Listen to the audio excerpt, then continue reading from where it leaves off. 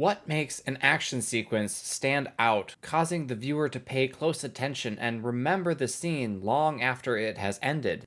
A great many elements can be mixed and matched to create memorable and satisfying fight scenes, but three primary themes come to mind: style, creativity, and weight. And when I say weight, I obviously don't mean the stature of the participants, but rather the impact that the action has in three ways. First, a good action scene has emotional weight behind it. It should affect the participants in a significant way, driving and or being derived from the characters' personalities, temperaments, and their relationships with one another. Second, any fight worth its chops will carry narrative weight and have a noticeable impact on the story. And third, the weight behind each blow. Every punch, kick, throw, or energy blast should feel impactful, should give off the sense that if it lands, it really hurt. This adds tension and lends credibility to the fight, as it enforces the idea that each strike matters. Arcane demonstrates that it understands this point in its very first fight scene, when Vi and company are accosted by the lowlifes looking to steal their haul. When a blow lands during this fight, it leaves an impact. The combatants don't just shrug off punch after punch without consequence. Every hit received leaves them progressively more bruised and bloody, and they can only fight through the pain for so long. This is emphasized by Arcane's excellent sound design, which is possibly the most crucial aspect when portraying the weight of a blow. That just sounds painful, doesn't it? At the end of this short contest, we can clearly see its effects on the faces of the characters. Arcane's semi-realistic animation style lends more weight to this slightly exaggerated visceral imagery, impressing on the viewer that Zaun is a brutal place, and that the world of Arcane is one with rules, one where the main characters are not immune to the injuries, or worse, that they inflict upon their opponents. This is an important point of world building that Episode 1's fight scene establishes. The opening action also helps distinguish each of the four members of the group. We see Claggor basically be a tank, using his size advantage to clobber his smaller opponents, but we also see him display restraint, acting as more of a gentle giant. When the fight is all but won, he simply tosses aside the last remaining enemy, rather than pummeling him into the dirt or delivering an extra FU kick as Milo does. Milo is clearly scrappy, tenacious, and willing to fight, but his smaller size and general lack of strength or training means he struggles with one opponent the entire fight, who eventually has to be finished off by Vi.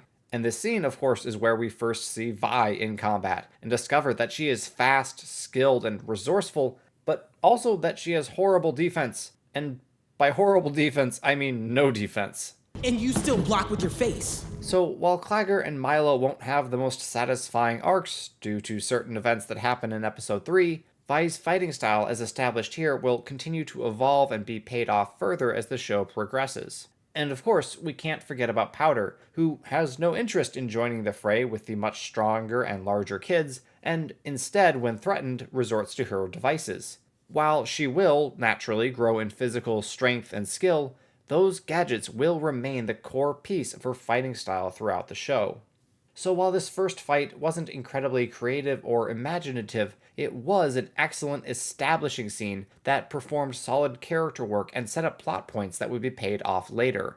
It was also stylistically pleasing to watch. I cannot overemphasize how much I love the lack of shaky cam, since this is, after all, animated.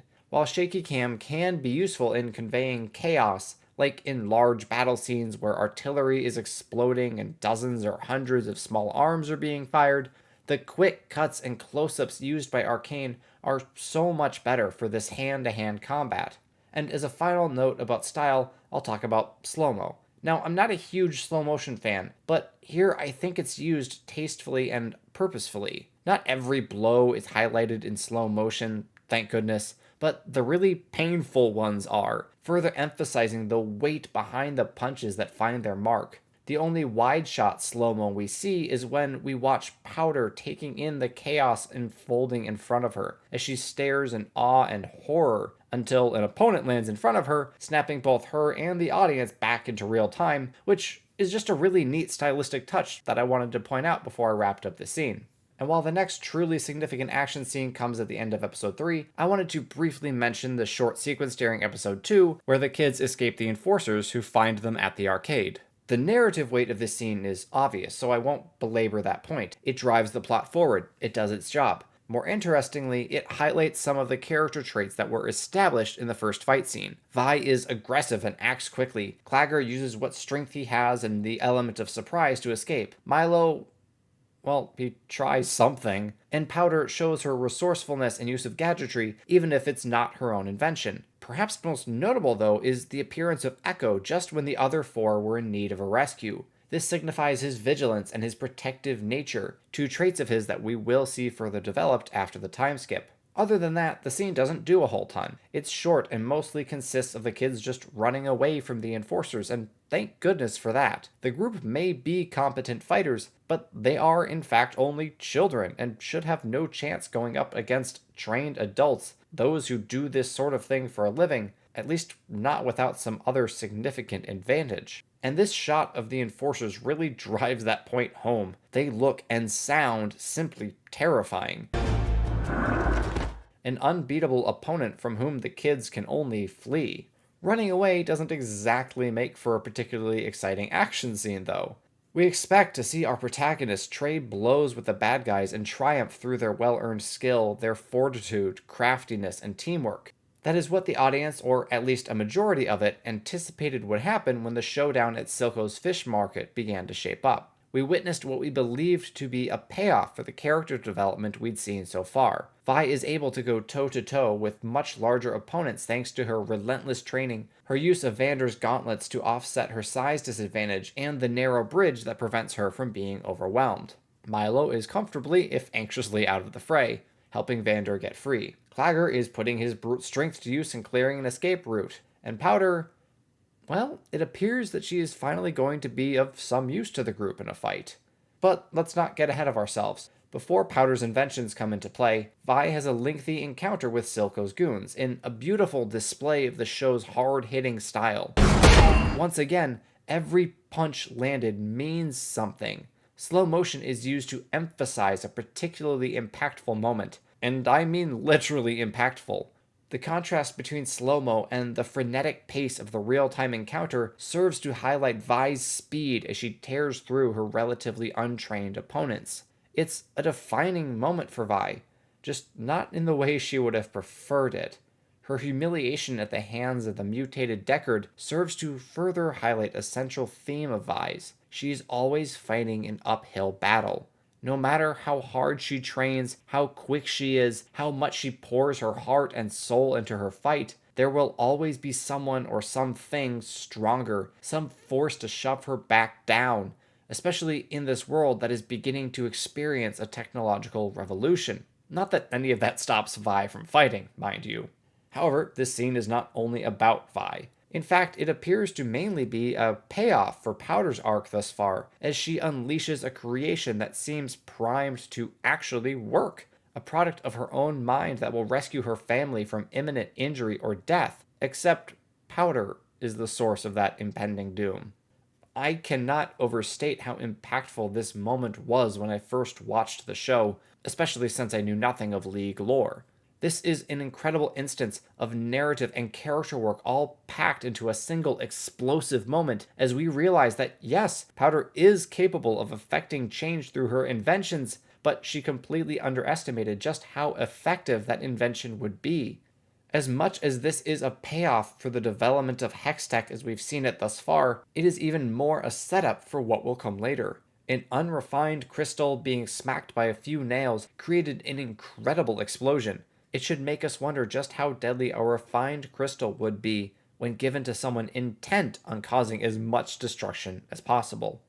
But for now, that comparatively modest explosion is still enough to stun the audience as it tears apart the fish market, killing or maiming those in its path. The shots of Claggor and Milo dying, Savika losing her arm, and the general destruction caused by Powder as she floats through the air clueless as to what she's just done, knowing only that her invention finally worked, believing that she actually made a difference, well, those are just plain art. However, Powder doesn't have the final word in this scene, though she certainly has the loudest. Vander treats us to a little vintage that I like to call less is more. When he recovers from the blast and finds 3 of Silco's goons awaiting him, he dispatches the 2 non-mutated ones without wasting so much as a wag of his finger. Even when he takes out Deckard after having had some shimmer himself, it happens brutally quickly. Deckard's body simply goes limp in Vander Hulk's grasp. This absolute efficiency of Vander's tells us so much about his past, the man he has been, why he has the reputation he does.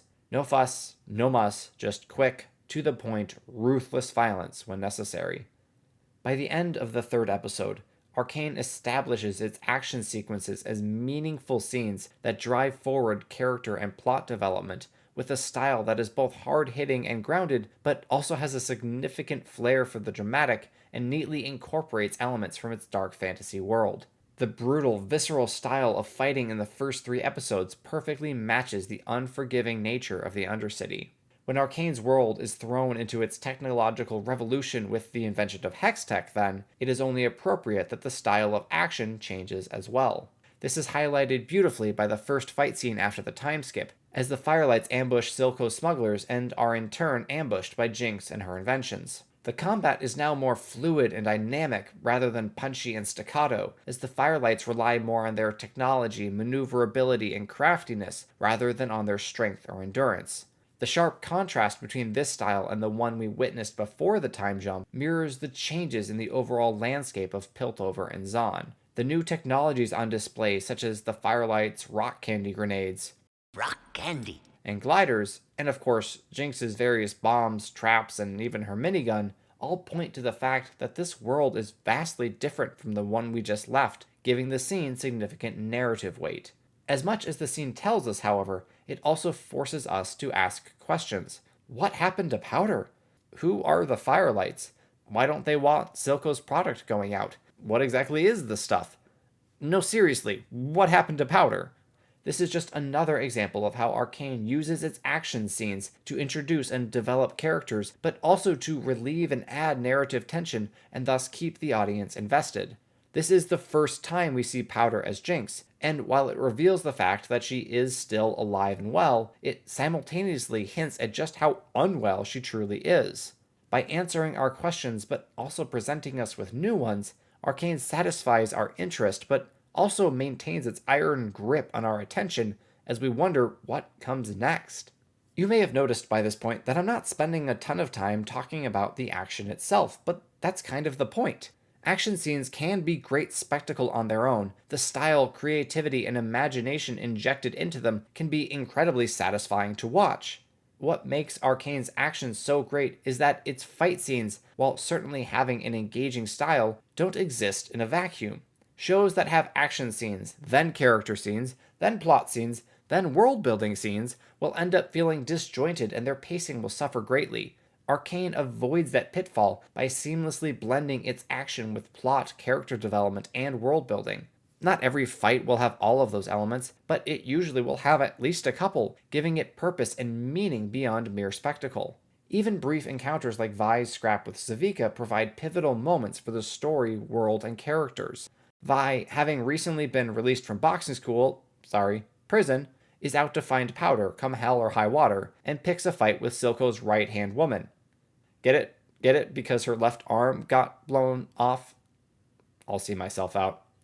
This fight has all the hallmarks of one of the show's earlier fights. It's hard-hitting and impactful, the sound design once again reinforcing that punches, kicks, and knees to the face do in fact hurt.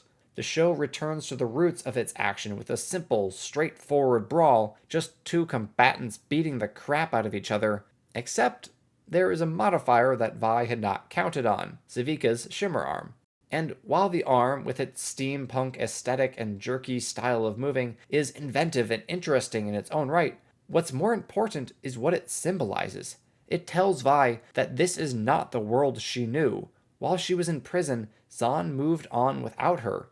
No longer will her raw energy and resilience be enough to win. She will have to adapt if she is going to survive in this new Undercity.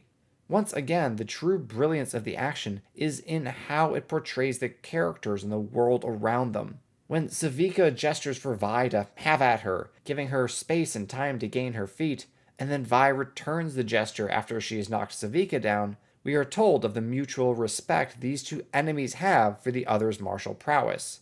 Those little moments really help flesh out and deepen the characters, and Arcane's ability to weave such moments into its action scenes is just plain awesome. Arcane is, after all, primarily about two sisters and how their relationship with each other affects and is affected by the events that unfold in these two cities. Perhaps no scene is more pivotal for directly developing that relationship than the final one in episode 6, when Vi and Powder are finally reunited. What could have been a happy reunion begins to unravel when Jinx sees Catelyn, and the arrival of the Firelights dashes any hope for this scene to restore the sisters' bond. What follows is one of the most stylistically satisfying fight scenes I've ever watched. It's an incredible blend of styles, the Firelights using their speed and maneuverability, Vi relying on her usual knockdown, drag-out methods once one of them is forced off his board, and Jinx, well, Jinx is a little unhinged. This shot of her wild gunfire chasing the Firelights around the three-dimensional battlefield is just superb. But more than being visually pleasing, it begins to show Vi just how far gone her sister is. The girl with whom she had just stood back to back turns out to be wild and reckless, barely recognizing friend from foe, knowing only that she is being attacked and lashing out ferociously with no regard for whom she might hit. We saw this somewhat earlier during the Firelights raid on the smuggling operation, and it is further emphasized here, given extra narrative weight by Vi's witness of her sister's madness. In fact, Vi is so distracted by Jinx going berserker on a downed Firelight that she fails to realize her own opponent was only down, not out. It's not exactly like Vi to stop before the fight is won, but her sister's crazed nature is enough to snap her out of fight mode. In all likelihood, concern for Powder is about the only thing that could do that. Vi has lost everyone else in her life. Her parents, her surrogate father, her friends. Her little sister is the only remaining person whom Vi can protect, and seeing her already well off the deep end causes Vi to falter.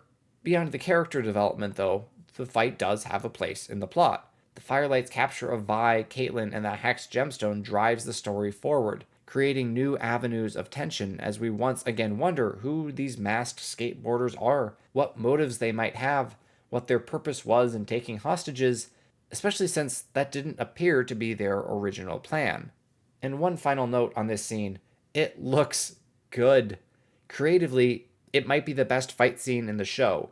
There are so many moments that make you go, wow, that was badass. From the Firelight remounting his board midair, to Jinx dodging attacks with a hair's breadth to spare, and immediately following up with a counterstrike. It's somewhat difficult to break down the action of fight scenes that are actually well choreographed, where every action has a purpose, because, well, there's just not a lot to point out. It's much easier to criticize bad action. Slow it down, look for all the mistakes, and boom, video. When I watch Arcane's fights slowed down, the vast majority of the time I am simply impressed by the level of detail put into every action a character takes. That is, in a large part, what makes these scenes so satisfying to watch and rewatch. On almost any given viewing, I notice something I didn't the last time. The more I watch it, the more I love it. That is how you know the creators put a ton of time and effort into making this product. That's not to say that episode 6 fight scene is the only one with that level of production value. The final scene of episode 7 doesn't quite match it in scale, but is an absolute masterpiece nonetheless. I am, of course, referring mainly to the brief encounter between Ekko and Jinx, paralleled by their play combat in a flashback. But before we even get there, I want to note something.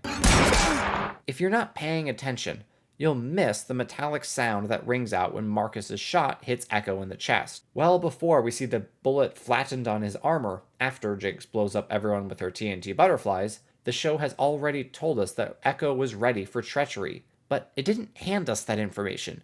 It presented it to us in a way that fits neatly into the story and further develops Ekko as cautious, prudent, and prepared. These traits of his are further highlighted during the aforementioned encounter with Jinx. Despite lasting barely 2 minutes, and the fight itself only a few seconds, this sequence is simply incredible and conveys so much. Not to mention, it's superbly creative and engaging to watch. I'm a sucker for parallels in storytelling, and this is one of the best instances of this technique I've ever witnessed. The shift in art style to a simple drawing symbolizes the simpler lives Jinx and Ekko lived when they were kids. When past Ekko ducks Powder's first shot, we see his foot spray up paint, indicating they've done this before, probably many times.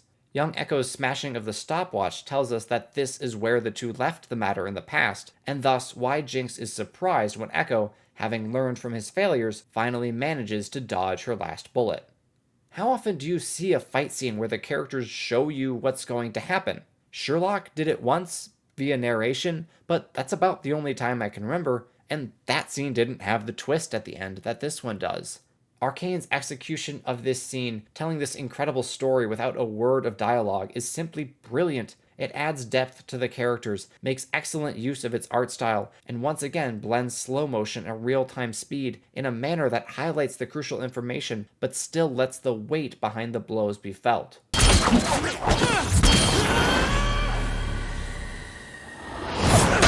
And finally, it keeps the characters true to themselves. Ekko is, as Jinx notes, the boy savior. At heart, he's not a killer, and he can't bring himself to finish off Jinx, or even hurt her that badly, despite knowing what he does about her and having just seen what she is capable of. Like Vi, he remembers Powder, the girl who had beat him time and time again at the game they just played. That brief moment reminded him of his friend, whom he still sees in Jinx. Unfortunately, like Ekko just told Vi, You can't change her. Jinx's destructive nature is not interested in sparing anyone. Not her friend, not really even herself. I mean, yeah, she lives through the grenade blast and maybe she knew she would, but my goodness, you can't just set a bomb off right by your face and say you don't have self-destructive tendencies. By the time this scene ends, the rift between Vi and Jinx has widened. Marcus and his enforcers are wounded or dead, and Catelyn and Vi have crossed into Piltover to deliver the gemstone to Jayce. Once again, that is all a product of the action, of the choices the characters made during the scene. This encounter provided new and inventive visuals while also managing to hold narrative weight and set us on the road to our next throwdown. I use the word throwdown quite intentionally, because that is exactly what Episode 8's fight scene is. Vi and Jayce throwing down with a bunch of shimmer-enhanced crazies in mech suits. As one would expect, it is creative and inventive. This isn't like any other fight we've seen in the show. Arcane keeps its action sequences from feeling stale by changing up their style and coming up with new methods of combat and new enemies. Turns out if it works in a video game, it can work in a TV show. Of all the fights in Arcane, this one certainly feels the most video gamey, in large part because of the heavy dose of main character medicine that Jayce takes before entering the fray. Why, pray tell, do all the shimmer mechs take out the enforcers before the dude with the big hammer, and then dramatically pause while he backs up to a more defensible position? Well, because it looks cool, damn it. I mean, how sweet is this fight scene, for real though? It's like the director told the animators just have fun and go nuts, and boy did they run with it. Talk about hard hitting. You thought Vi could pack a punch before. She's on a whole new level with the Hex Gauntlets. And we all witnessed Jayce's physique. Trained fighter or not, that man can definitely swing a hammer with the best of them. So here's the thing about moments like this, where antagonists don't act quite logically, and the protagonist is a little more skilled than he should be and just happens to make it through with barely a scratch. In good shows, these moments are often ignored, overlooked, or explained away. We forgive them because they're rare and because the story and action as a whole have been so satisfying that we can be okay with a little bit of silliness. In bad shows, such moments are simply added to the massive heap of complaints. Is that fair? No, not really, but that's how humans work. If we like something as a whole, we are far more likely to forgive its smaller individual flaws, and I'm not an exception to this rule. I can't help but be biased. The best I can possibly do is recognize my own biases. All that being said, the spectacle that follows does still carry narrative weight and drive character development.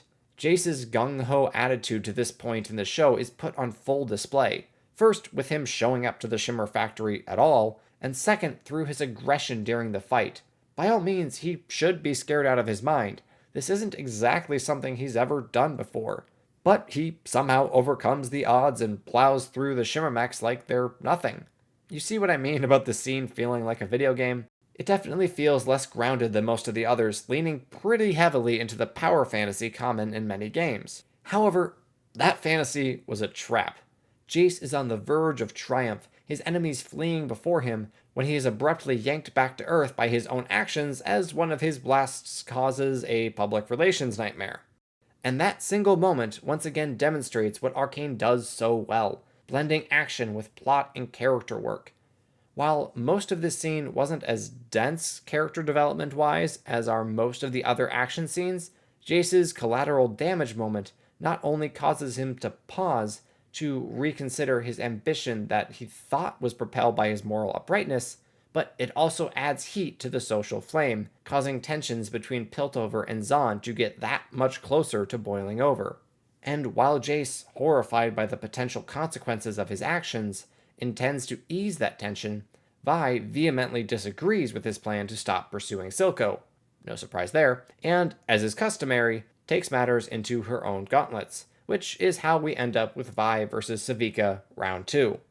As with the last scene, this one is just a treat to watch, an absolute masterclass on blending styles, technologies, and thematic elements. This fight is a rematch, pure mano-a-mano combat with no one to interfere, unlike last time. While the scene certainly plays a role in the story, as Vi relentlessly pursues her sister's captor, it is more importantly a showcase of how Shimmer and Hextech have transformed this world, how even those most reliant on their own strength and endurance have had to embrace the future or get left behind. On a smaller scale, though, there are so many little details to appreciate in this scene. Sevika's arm, for instance, has been upgraded so her shimmer is now injected from a safe location on her forearm, rather than the exposed spot on her shoulder. Vi stopping to take a drink and then throwing the glass at the head of Sevika, who was also taking a breather, is comedy gold. When Vi finally takes a hit from Sevika's shimmer arm to her face, she is knocked down, stunned, and bloodied. The show's action is ending as it began, confirming yet again that it hurts to get hit, and that a blow, even one without significant wind-up behind it, from an enhanced metal arm will do some serious damage. The brief moment when Vander, ever Vi's protector and mentor, encourages her to keep on going, to remain focused on what matters to her, is genuine and heartfelt. And after dropping the damaged gauntlet and facing Sevika with one bare fist, Vi demonstrates how she has embraced the future, yes, but also how she has maintained her identity, her own style. She may use Hextech, but she isn't entirely reliant on it. The final moments of this fight enforce that idea as Vi activates the shield, this incredible technological marvel, and then grabs Sevika and throws her through a wall in a show of brute strength and rage. This was not only an incredibly cool-looking way to end the fight, it was a sign of the growth that Vi has gone through since she re-emerged from captivity, her ability to adapt to the world around her, her unwavering drive to survive. Speaking of captivity, it would be wrong for me to ignore the final scene of Arcane's first season. It's not really a fight scene, so to speak, but there's enough action in it to warrant a quick analysis. Interestingly, this is the only scene in which Vi is present and yet doesn't take part in the action. Everyone else, Catelyn, Jinx, and Silco, all have some role to play in the brief encounters, but Vi remains helplessly tied up. It seems to me that this is because Vi is finally in a situation in which her fists are useless. She has punched her way out of problems time and again throughout the show, and yet now, when all she wants is powder back, her strength and skill are pointless. Ropes or not, when it comes to Jinx, Vi's hands are tied. And this final depiction of Jinx, with her eyes permanently pink, every last vestige of powder washed away, able to move at inhuman speeds, is not only terrifying, it's Vi's worst nightmare. Even when Jinx kills Silco as he moves to shoot Vi, that seems to have been more out of reflex, distrust, and frantic instinct than out of sisterly loyalty. Jinx's final unhinged state is an evolution of her every act and her twisted perception of the world since the fish market explosion. With every scene, we saw her become more and more unstable, more and more convinced that no one truly cares for her, that she is totally alone, and now we witness the payoff for all that buildup as she moves to plunge Piltover and Zaun into chaos and war. If she can't be at peace, why should anyone else? And with that, we have reached the end of the story. For now. Arcane has, hands down, some of the best action of any show. It is incredibly creative, mixing and matching various styles of combat in fluid, dynamic fashion, but still managing to emphasize, through the use of close-ups, slow motion, and its excellent sound design, the weight and impact of every punch, kick, and body slam. The fights are fast-paced, but the clarity of the animation ensures that the viewer stays informed and doesn't lose track of the action, and yet the scenes are also so rich with detail that repeat viewings will only make the audience appreciate them more. Most importantly, though, Arcane's action sequences have a purpose, often more than one purpose. They are not separate from the plot, character arcs, or world building. They incorporate all of those elements, enriching the environment, pushing character growth, and driving the story forward. Sometimes they do all three in a single moment. These fight scenes are not ones you can skip. They are not fluff or spectacle without consequence, injected into the show because executives know that audiences like to see their protagonists in action. No, there's a reason that most of the action scenes are the ones right before the credits roll for that episode. They are integral to the story. The physical battles which the characters endure have a very real impact on their psyches, which in turn affect their decision-making and thus the plot as a whole. The writers, directors, animators, and everyone else clearly put a ton of thought into designing the show's action. And while the creativity and style of Arcane's fight scenes are indeed spectacles to behold, they are ultimately so incredibly awesome because they mean something. And those are my thoughts on Arcane's actions. What do you think? What did I miss? What other parts of Arcane would you like me to talk about? Let me know, drop a like, hit subscribe, and I will see you in the next one. Thank you for watching.